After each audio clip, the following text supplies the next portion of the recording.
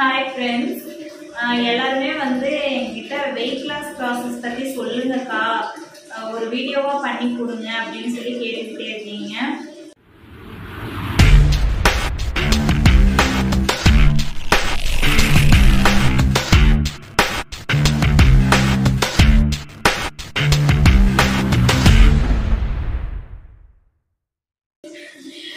weight loss பண்றது ரொம்ப easy நினைச்சிட்டு கேட்காதீங்க. அது ரொம்ப கஷ்டம்.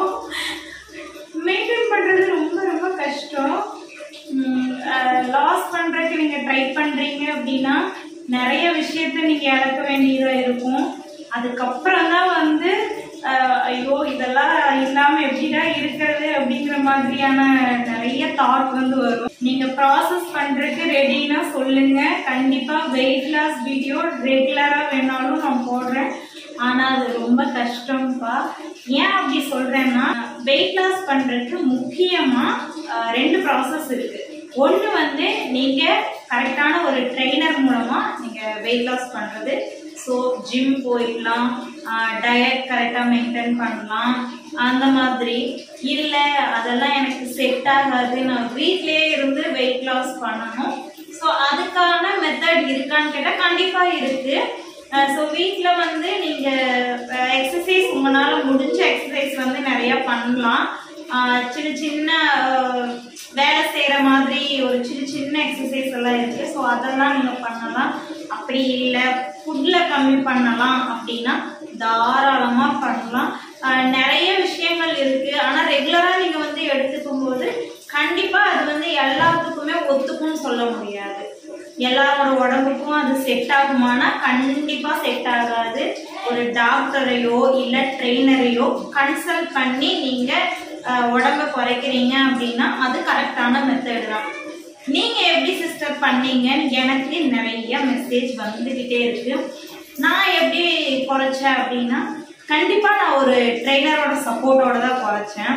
அது என் ஃப்ரெண்ட் அவங்க சொல்லிதான் என்ன ப்ராசஸ் பண்ணணும், எப்படி சாப்பிடணும், எது எடுத்துக்கணும், எது எடுத்துக்க கூடாது அப்படிங்கறத அவங்க சொன்னாங்க.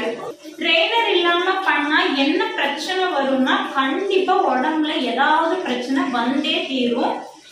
ட்ரெயினர் வந்து இல்லாம தயவு செஞ்சு யாருமே வெயிட் லாஸ் ப்ராசஸ பண்ணாதீங்க. ஆனா சிம்பிளா பண்ணலாம். வீட்லயே வந்து நம்ம வந்து சாப்பிட்ற ஐட்டத்துல வந்து ரொம்ப அதிகமா கலோரி எல்லாம் எடுத்துக்காம கம்மியா எடுத்துக்கிட்டு அந்த மாதிரி வந்து வெயிட் லாஸ் பண்ணலாம். நான் எப்படி பண்ணேன், நான் ரெகுலராகவே இப்போ அதை தான் பண்ணிட்டு இருக்கேன். ஏன்னா இப்போ நான் ப்ராசஸ் பண்ண ஸ்டார்ட் பண்ணி கிட்டத்தட்ட இப்போ 1.5 வருஷத்துக்கு மேல ஆயிடுச்சு. இப்போ 1.5 வருஷமாவே வந்து நான் அதே மாதிரி தான் மெயின்டைன் பண்றேன். என்னால அதுக்கு மேல சாப்பிட முடியல. என்னால அதுக்கு மேல ஏதாவது எடுத்துக்கிறோம் அப்படின்னா ஒத்துக்க மாட்டேங்குது. கொஞ்சம் சாப்பிட்டாலே வயிறு வந்து ஃபுல்லான மாதிரி இருக்கு. ஸோ அந்த மாதிரி வந்து அப்படியே எடுத்து இப்போ வந்து சாப்பிட முடியாத கண்டிஷனுக்கே போயிட்டேன். ஆனால் சாப்பிட்ற கொஞ்சம் விஷயமா இருந்தாலும் ப்ரோட்டீனா எடுத்துக்கிட்டீங்கன்னா அது உங்களுக்கு ரொம்ப நல்லது. நீங்க என்ன சாப்பிட்றீங்களோ, நீங்க 3 நேரமும் பிரியாணியே கூட சாப்பிடலாம். பட் ஆனால் அந்த ரைஸை வந்து கம்மி பண்ணிடணும். ஸோ ரைஸ் வந்து நீங்க இவ்வளோ ரைஸ் எடுத்துட்டு இருந்தீங்கன்னா இவ்வளோவே தான் எடுக்கணும். ஸோ பீசஸ் வந்து அதில் அதிகமாக சாப்பிடலாம். எந்த அளவுக்கு பீசஸ் சாப்பிட்டாலும் உங்களுக்கு வந்து ப்ரோட்டீன் தான், அது வந்து பிரச்சனை இல்லை. பட் அதனால டெய்லியுமே அதே சாப்பிடலான்னா கண்டிப்பாக முடியாது. எல்லாமே சேர்த்திக்கணும். எக் ஆகட்டும், பயிர் வகைகள் ஆகட்டும், ஸோ கடலை இந்த மாதிரி ஐட்டம், அப்புறம் கண்டிப்பாக வெஜிடபிள்ஸ் அதிகமாக இருக்கணும், ஃப்ரூட்ஸும் அதிகமாக இருக்கணும். அது ஆனால் நிறைய பேர் கேட்குறது என்னன்னா, இதுனா இது மட்டுமே சாப்பிட்டு நம்ம டயட்லேயே இருந்தோம்னா வெயிட் கம்மியாயிருமா? கண்டிப்பாக ஆகாது. ஏன் அப்படின்னா அதுக்கு கரெக்டாக நீங்கள் வந்து இப்போ நான் வந்து வெயிட் லாஸ் பண்ணும்போது நான் என்ன பண்ணேன்னு மட்டும் சொல்கிறேன். ஆக்சுவலாக ஒரு 3 மந்த் வந்து டீ காஃபி அவாய்ட் பண்ணிட்டேன். ஃபுல்லே அவாய்ட் தான். இத்தனோண்டு கூட எடுக்க மாட்டேன். ஆனால் இப்போ எடுக்கிறேன். அது பிரச்சனை இல்லை.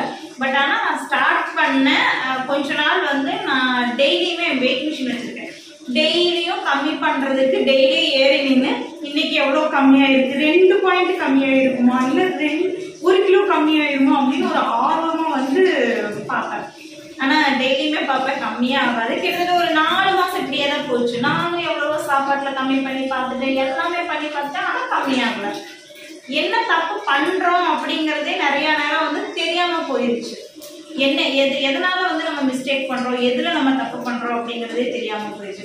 நிறைய யூடியூப் சேனல்ல பார்ப்பேன், இப்படி சாப்பிட்டா கம்மியாகும், அப்படி சாப்பிட்டா கம்மியாகும். நானும் டெய்லி விடாம பார்ப்பேன். ஏன்னா அப்ப வந்து குண்டா இருக்கும் அப்படிங்கிறது வந்து நமக்கு ஒரு குறையானு தெரியும்.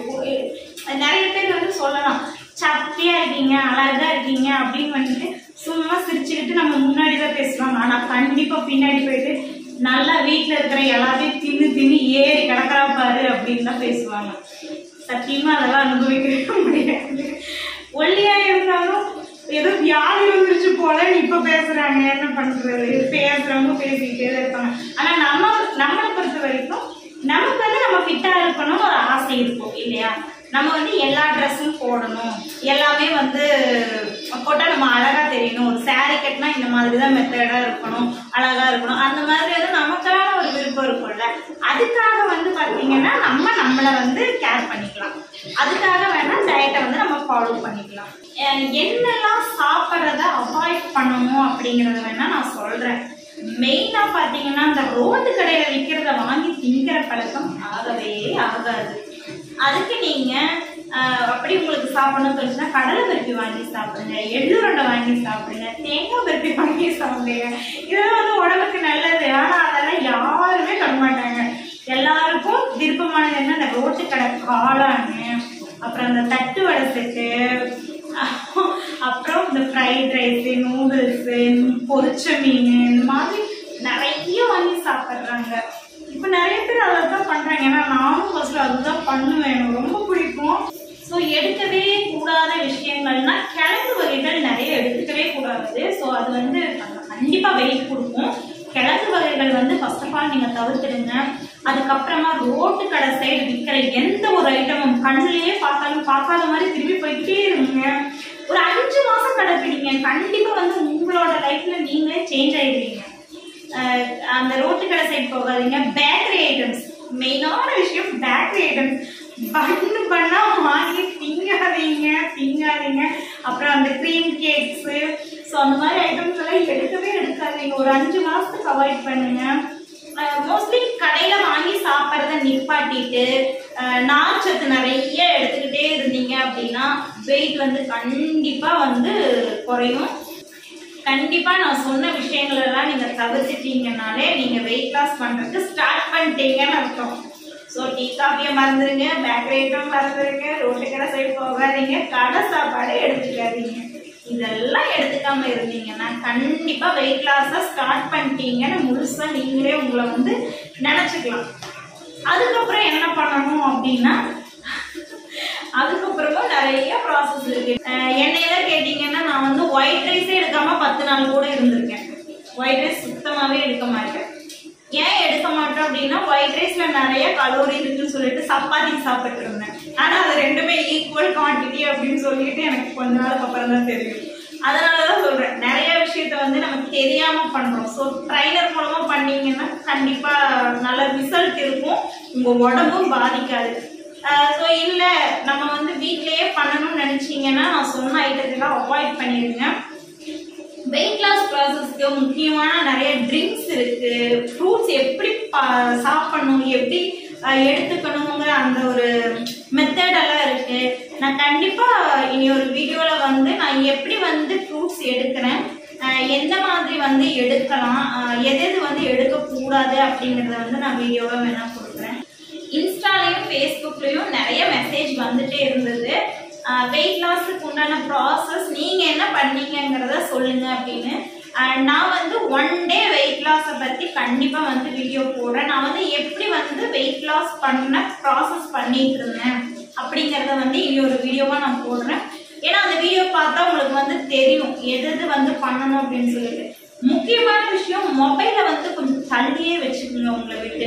அது ரொம்பவுமே உங்களுக்கு ஹெல்ப் பண்ணும். அது ஏன்னு எனக்கு தெரியாது. ஆனால் கிட்டத்தட்ட 3-4 மாசம் நான் போன் கூட தொடாம தான் இருந்தேன். ஆனா அந்த டைம்ல கிடைச்ச அந்த வெயிட் லாஸ் வந்து இப்ப வரைக்குமே எனக்கு வந்து ஏறல. டெலிவரியான வயிறெல்லாம் கம்மியாகணும் அப்படிங்கும்போது வந்து நீங்க எக்ஸசைஸ் பண்றது ரொம்பவுமே பெட்டர். எக்ஸசைஸ் பண்ணாம கண்டிப்பா அதை வந்து கம்மி பண்ண முடியாது. இல்லை எனக்கு ஓரளவுக்கு கம்மியானா போதும் அப்படிங்கிறவங்க சி செக்ஷன் எல்லாம் இருந்தது அப்படின்னா ஸோ ஜிம்ல உங்களுக்கு கேட்டு தான் நம்ம வந்து ஒர்க் அவுட் பண்ணணும். இல்லை அப்படின்னா பண்ணாதீங்க. வீட்டில் வந்து முடிஞ்ச அளவுக்கு நம்ம வேலை செய்யறதே பார்த்தீங்கன்னா எக்ஸசைஸ் தான். ஸோ மிஷினில் துணியை போடாதீங்க, கையில் துவைக்கலாம், அந்த மாதிரி பண்ணலாம். நான் நிறைய அப்படிதான் பண்ணேன். நான் வந்து எக்ஸசைஸ் எதுவுமே நான் வந்து பண்ணலை. நான் ஸ்டார்டிங்ல ஒரு மாசம் பக்கம் கடைப்பிடிச்சேன். ஃபோன்லேயே பார்த்து இந்த மாதிரி சின்ன சின்னதான எக்ஸசைஸ் எல்லாம் பண்ணலாம் அப்படின்னு சொல்லிட்டு. பட் ஆனால் என்ன பிரச்சனைனா ரெண்டுமே பேபிலேருந்து சி செக்ஷன் அப்படிங்கிறதுனால அந்த பேக் பெயின் வந்து ரொம்பவுமே அதிகமாகிடுச்சு. பேக் பெயின் அதிகமானனால என்னால் கண்டினியூ பண்ண முடியல. சத்தியமா ரொம்ப கஷ்டப்பட்டேன். முதுகெல்லாம் ரொம்ப வலி எடுக்குது. அதுக்கப்புறமா சரி அது வந்து செட் ஆகாது நமக்கு, அந்த மாதிரி ஏன் நம்ம வந்து மெத்தட் பண்ணணும், நம்ம வந்து சாப்பாட்டே கம்மி பண்ண முடியுதான்னு பார்ப்போம் அப்படின்னு சொல்லிட்டு நானும் ஒரு நேரம்லாம் சாப்பிடாம கூட எல்லாம் இருந்திருக்கேன். ஆனால் உடம்பு வந்து கம்மியாக சாப்பிடாம இருந்தால் இது உடம்பு வந்து எச்சாதான் ஆகும்.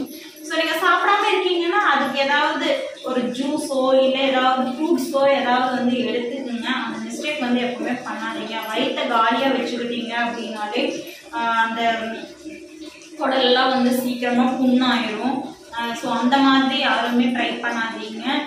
கிட்டத்தட்ட நான் வந்து ஒரு 3 மெத்தடை வந்து ஃபாலோ பண்ணிட்டேன். அந்த 3 மெத்தடுக்கு அப்புறம் தான் இப்படிதான் இருக்கணும், இப்படி இருந்தால் தான் நமக்கு வந்து கரெக்டாக ப்ராப்பராக இருக்கும், உடம்புக்கும் எந்த ஒரு பிரச்சனையும் வராது அப்படின்னு தெரிஞ்சுக்கிட்டு அதுக்கப்புறம் தான் நான் வந்து கரெக்டான இப்போ மெயின்டைன் வந்து பண்ணிக்கிட்டே இருக்கேன். நான் கண்டிப்பாக வந்து அடுத்த வீடியோவில் வந்து எப்படி வந்து காலையிலேருந்து ஈவினிங் வரைக்கும் என்னென்ன சாப்பிடலாம், ஒரு நாளைக்கு என்னென்னலாம் ஜூஸ் எடுத்துக்கிறது நல்லது, அதை எப்படி எடுத்துக்கலாம், எந்த மாதிரி ஃபுட்டை வந்து சாப்பிடலாம், எது வந்து நம்மளை பாதிக்காது, அந்த மாதிரி வந்து எல்லாமே வந்து நான் வந்து என்னோட வீடியோவில் வந்து கிளியராக வந்து உங்களுக்கு காமிக்கவும் செய்கிறேன் எப்படி அப்படிங்கிறத. எல்லாரும் கேட்டுக்கிட்டே இருந்தனால தான் நான் இந்த வீடியோ வந்து கொடுத்தேன். ஸோ வேற என்ன வீடியோ பண்ணலான்ட்டு நீங்களே வந்து என்கிட்ட சொல்லுங்க, நீங்கள் மெசேஜ் பண்ணுங்க. கண்டிப்பாக அந்த வீடியோ வந்து நான் பண்ணுறேன். பாய். மறக்காம சர்ப்ரைஸ் பண்ணுங்க. தேங்க்யூ.